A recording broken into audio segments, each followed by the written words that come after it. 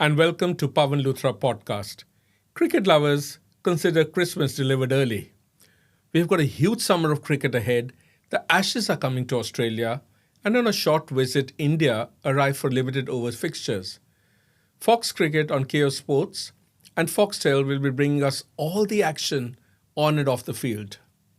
Today, I'm delighted to be joined by someone who stood tall, say 6 feet 5 inches, at the crease and towered over Australian cricket in the 1990s. A stylish batsman, a clever seam bowler, and now one of the sharpest voices in commentary. Brendan Julian, great to have you with us. Thank you very much.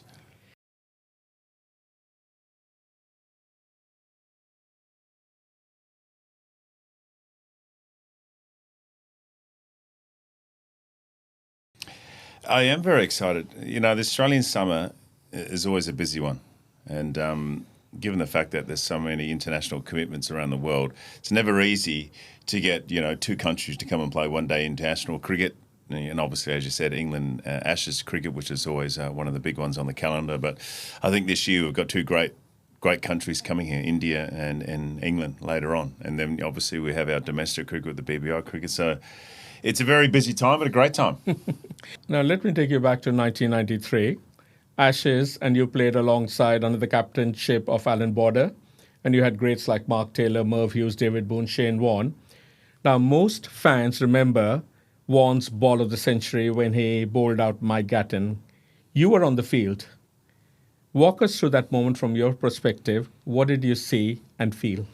Well, I was at mid-on, and I'd already bowled a couple of overs, and then Warne came on to warm up. Warm up. So as you normally do, you stand with the ball and you bowl it to mid-off or mid-on, warming up. So he bowled it to me, and he had his long sleeve jumper on. And he said to me, I said, "You're not going to bowl that long sleeve jumper on, eh?" And he goes, No, I'll take it off in a minute. But he goes, "How cold is it? How effing cold is it here?" And I said, "Oh, because we're in Old Trafford, and it had been raining in the morning."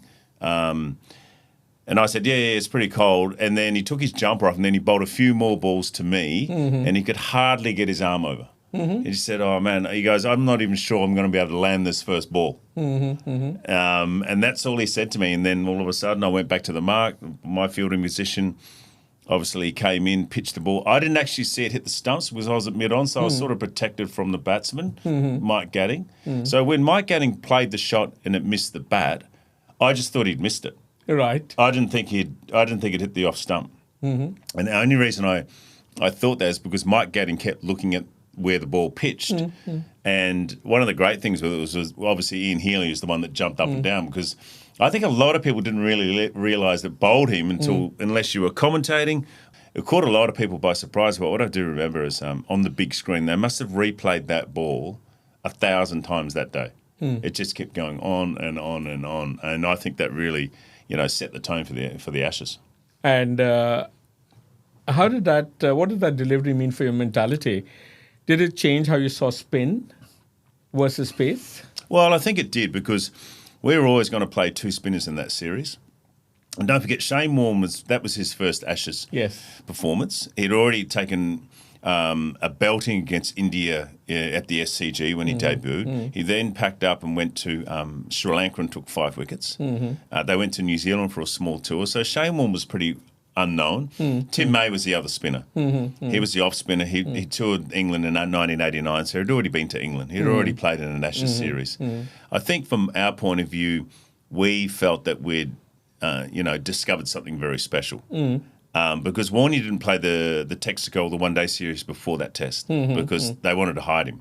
Okay. They didn't want to show him to England at all. Right. So he was a secret weapon. Yeah. And, it was a secret weapon, but don't forget... Or a weapon of mass destruction. Yeah, I mean, when you're playing against Mike Gatting, Graham Gooch, and Alan Lamb, they're good players of spin. Yeah, yes. So they're not rubbish players. So you always felt that, this was going to be his biggest test. So you're always unknown. And when he bowled Mike Gatting, you just thought, wow, this is going to be something special, because the wickets really started to turn. And that's when I thought England had prepared pitches against, Merv Hughes and Craig McDermott, and didn't worry about the spin side of it. Right. So that, I think, gave us confidence to play two spinners. Right. Amazing.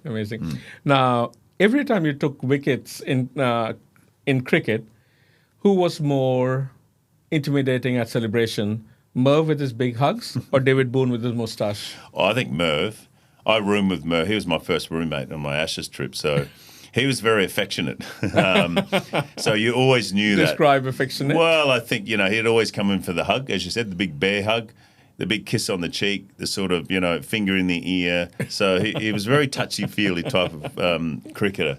I'd have to say his celebrations would be the hardest one to avoid. And sharing a room with him, I guess he was very neat and tidy and put everything neatly in the hotel rooms? Yes. Or did you have to trip over a few things?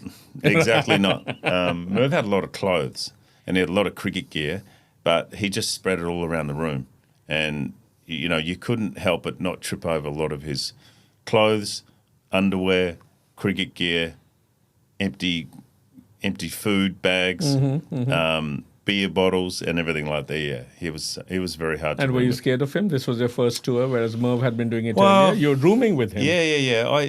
I was apprehensive, I would say, because I didn't, on my first tour, you had to share a room. So all of a sudden you've gone from, your own room at home to suddenly sharing a room that's 2 meters away and lying in 2 single beds with someone for 4 months. We're talking with Brendan Julian, and we're looking forward to the summer of cricket coming up, where India is over for a short limited overs tour, and then the Ashes and the domestic BBL, and then the women's game. So it's going to be a fantastic summer of cricket. Now, Brendan, India brings big names and big emotions.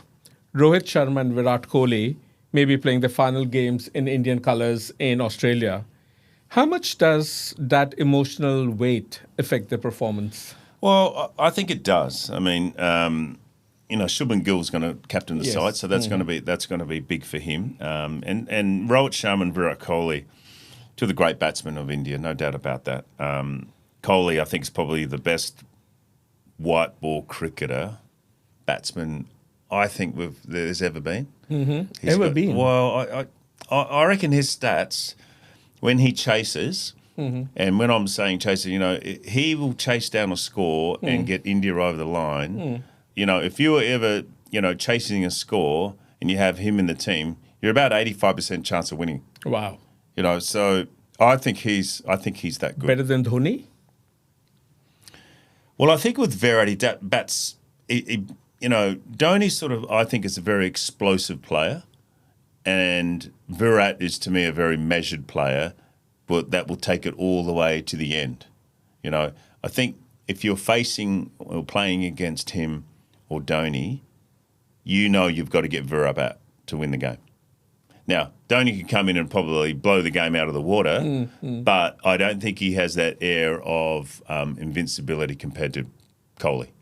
Then tell me, why is there such a love-hate relationship with Virat Kohli in Australia? Well, I think probably Virat brings that out. I mean, Australian crowds and Australian public are I think they're very, very sort of appreciative of very fine cricketers, and I think they do appreciate him. But I think, there's certain antics that Virat Kohli will go through during the game that the Australian crowds wouldn't have liked. They didn't like the shirt front against Sam Constas at the MCG in the Boxing Day Test match. What happened then? Well, I think Virat went out of his way to make contact with him. But why? Again. Oh, because I think Sam Constas got under the skin of the Indian cricket team. I think the way he was playing, he came out very arrogant. He came out very strong, and that's fine. And I thought, but isn't that when he stayed there and then they couldn't get him out and he played and missed a lot, I think he was getting under their skin. And that was one of the reasons that sort of forced that type of confrontation as well. Right. This is a young kid playing his first test, and he sort of didn't back down, and he wanted to play the way he wanted to play. And I don't think the Indian cricket. Who are you talking about, Sam or Virat? Both. But I didn't have a problem with that. I had the problem with the contact because I think if Sam Constas or Australian cricket did that in India, I reckon that would have been a bigger story. Where in Australia it was a moment there.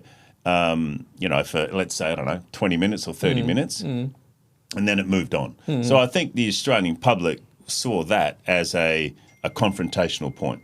So I felt that's why you have that love-hate relationship with Virat because he's very good, but I think he gets under the skin of the Australians. I don't think it helped him. Right. I think it affected his batting. Right. But I think often with Virat, he needs to get into the competition or into that type of zone for him to play very, very well. Right. And Rohit Sharma playing under the new captain, Shubman Gill. How do you think that dynamic will I think work? that'll be fine. I think we'll see the best of Rohit. I mean, it'll be the last time we'll see him coming to India. Australia. Coming to Australia. It'll be the last time we'll probably see him play against Australia, maybe.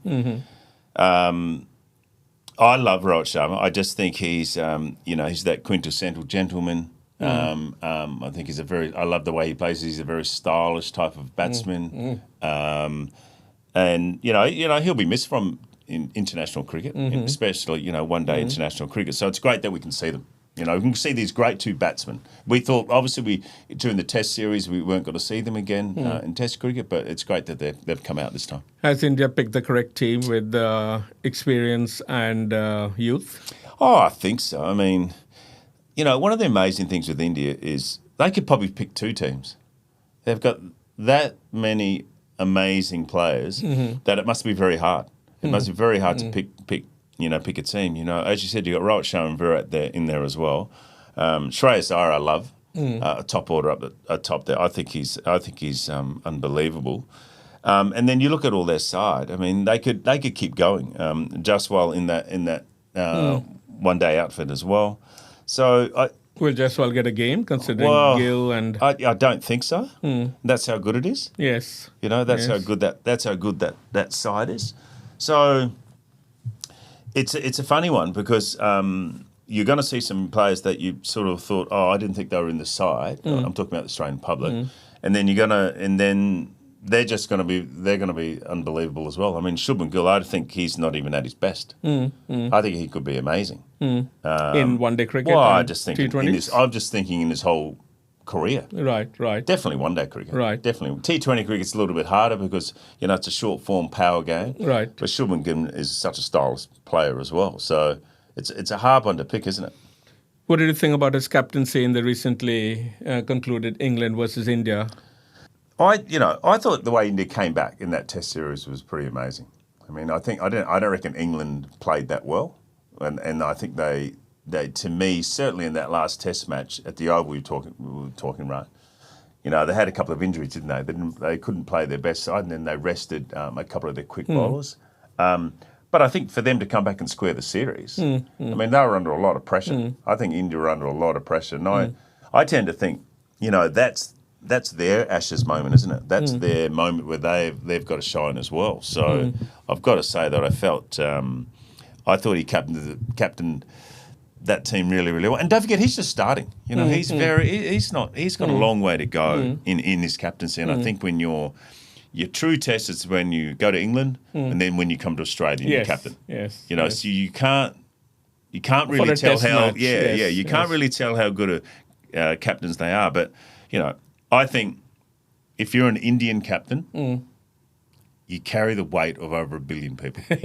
And I think people don't understand that. If you're any player in the Indian team, you carry a weight of 1 billion people. Yeah, but I think the captain in particular. And I think that's probably why Virat retired from the captaincy. I think it's a lot of pressure. There's a lot of pressure, and I think people don't really understand that and get that in India. I think those players are under more pressure, I feel, than any other nation in the world when you're playing for your country. Yes, you can say England, with the press in England can be so tough on you. You can talk back, when Botham was trying to be captain and didn't have a successful captaincy. When Alex Stewart was the captain, or captaining a nation's pretty tough. And Shubman Gill is a young captain. And carries a lot of weight. So, you've got to give him credit for that. Another great, Bumrah. Yeah. Do you think with his injuries and health concerns that we have seen the best of him? Probably. I think he's going to have to pick a format. Got to pick a format that he loves and thinks, that's what I want to play. Now, if that's Test cricket and then no T20 cricket, no ODI cricket, then so be it. I just don't think his body is going to be able to cope with it. I mean, his action is very very strenuous on the body. So he's going to have those problems. He's just going to have to cut back his workload. And I hope, he might pick and choose some series. You never know. He might go, you know what, England, yeah, I'll go. Australia, I'll go, depending on the pitches. I just don't think he can play all the formats. What a shame. He's such a great cricketer. Yeah, and it happens that, it's what Virat Kohli's done and Rohit Sharma's done. They've decided to pick a format. Fair enough. Fine. But now moving around along fast bowlers and injuries, Australia still holds the Ashes. They won the last home series and drew the last series in England. Yeah. But England's had a good game against India. Pat Cummins is set to miss the early part of the series, and questions remain about Australia's top and middle order.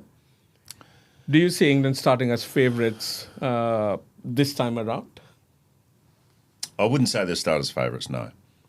They'd be close. I think the teams are very even.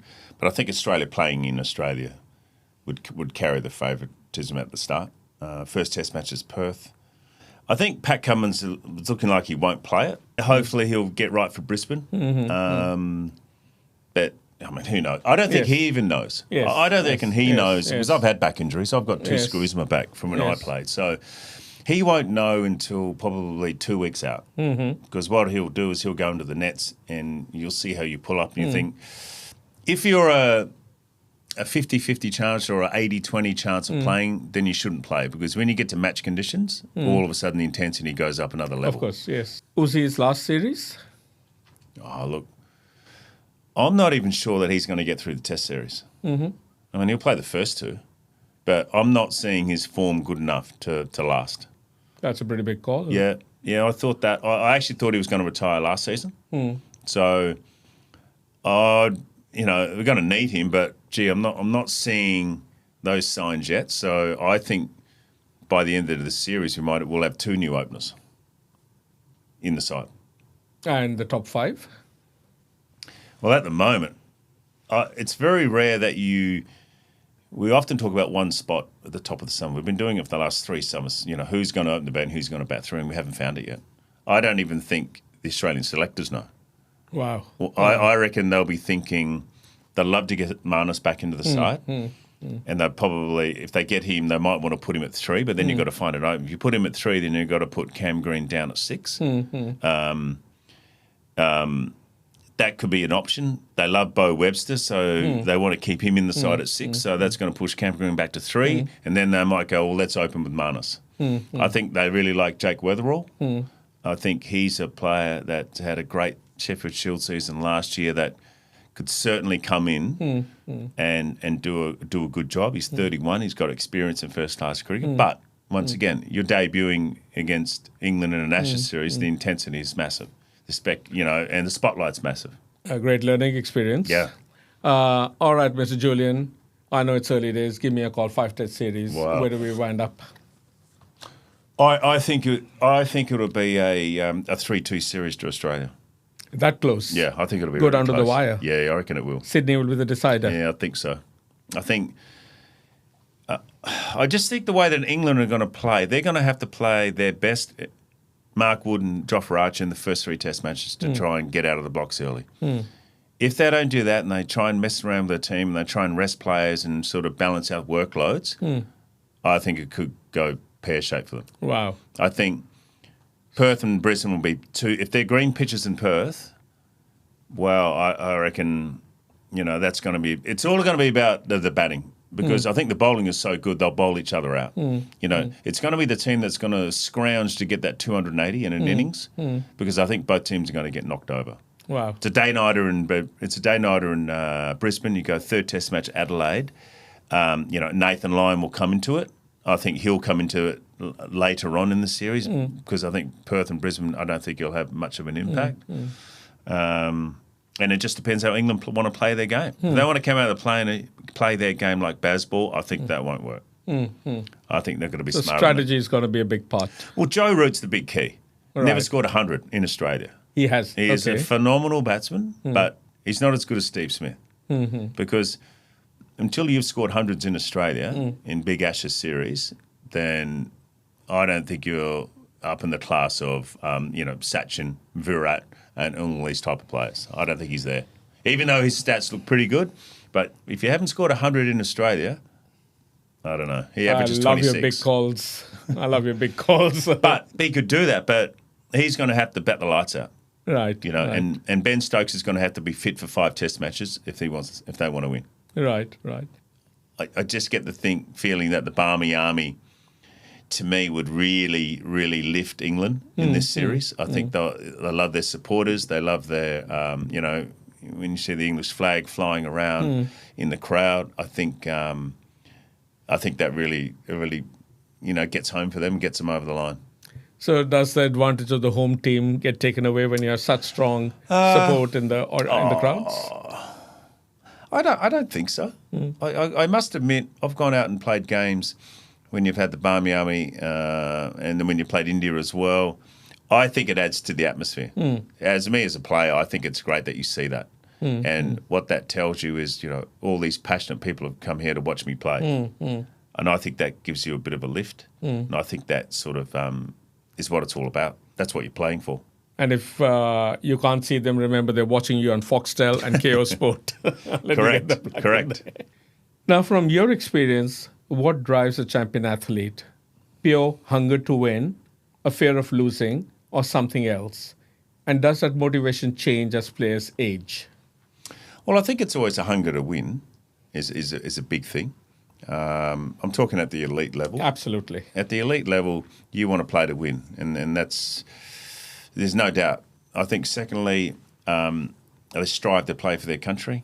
They strive to play at the highest level. They're motivated by success. And those are those components are what drives you and gets you to where you got to go. I suppose on the other side, fear of failure, I think that comes in as you get older. Yes. Because you've been around a lot longer and you're sort of hanging on a bit. I mean... And the biggest thing that sort of pricks my ears up when I see a player in their mid-30s, 35, 36, and they do an interview and they go, "This is the best I've ever felt. My body's the best I've ever felt." That's rubbish because it can't be. So that that's an indication where you're hanging on a bit. I don't want players hanging on when they don't need to. I mean, Virat Kohli was a great example. He probably could have played another season, but he knew he wasn't playing well. He knew he wasn't at his best. Don't the players write their own farewell matches? I would say we had David Warne saying when he wanted to go. We had Virat and Rohit in the last Test series. They were not firing, but obviously they were in the team. We had other cricketers, even with the great Steve Waugh, deciding that Sydney is when he wanted to finish. I'm saying, don't the elite cricketers work out when they want to go rather than wait for the selectors to come knocking on their doors? Well, I think it's a combination you've got to have with the selectors. But I don't think you can go to the start of a series and go, "Oh, I'm going to finish in Sydney." So you're just trying to guarantee yourself 5 Test matches. Now, if you're like, let's say you're like Usman Khawaja and you say, "Look, I want to do my farewell test," and see that's fine to say that, but that shouldn't be your choice. That's up to the selectors. And but isn't that increasingly becoming their choice? Well, it could be, but it shouldn't be. That's up to the selector. Say, "Well, mate, the way you're playing at the moment, I'm not sure you're going to get to Sydney. So, if I'm dropping you after the 3rd Test match, then so be it. That's my job as a selector. As a job as a selector, that's what you've got to do. Make the hard call." Fair enough. Now, one for the imagination. A person from Mars lands near the MCG, 26th December, and he sees a lot of people going off, and he runs into you and says, "Tall man, what is cricket? Describe it to me. Better be exciting or a destroyed planet. Explain the game for future of all mankind." How long have you got? I would say, Mr. Martian, it is about 22 people trying to have a lot of fun, enjoying themselves. The person has the ball and striving to hit 3 pieces of wood that one man is protecting with a bat. Bit like baseball if you're American, and you have 11 batters, and once they're all out, we swap over and do the same thing, but we just do it twice. Gee, that's not easy, is it? How long does this go on for? That's a problem. Well, because we love it so much, we're going to make sure it goes on for 5 days. I think it's an excuse for a man to leave wife at home and come out and have fun with friends. Could be. But for 5 days, I don't know if you can get away with that. So you'd have to bring your wife at least for 3 days. Fair enough. Now, on a very serious note, there's been a lot of talk about changes to formats, the Big Bash and the private equity involvement in cricket, even proposals around how a test cricket is run. From your vantage point in the media and as a former player, what are your biggest hopes and fears for Australian cricket? Well, the biggest hopes are always that test match cricket strives, and I think that's going to happen. I think players in Australia are certainly geared up, motivated to play for the baggy green and to play test cricket for Australia, and I think that's pretty healthy. The dates might change. Boxing Day test may not be on Boxing Day, or because that's been discussed quite recently. Look, I think the Boxing Day test match wasn't always a Boxing Day test match. There were one-day cricket on around the Kerry Packer days and international cricket. So they have fiddled with that and have played with it. I think tradition is a big thing in cricket, and you've got to keep the tradition up. I think that to me is also something that drives the popularity of Test cricket tradition. Ashes, I think rivalries. England, Australia, India. Rivalries are what bring the fans out, and I think Test cricket brings the best players out. So I think that's something that we've always got to be at the forefront and the main driver for the rest of the game. Fair enough. Thanks, Brendan. Pleasure. Thank you. Don't forget, Fox Cricket on CricketAus Sport and Foxtel will be showing the summer cricket action live. I'm PAWAN LUTHRA. See you at the cricket.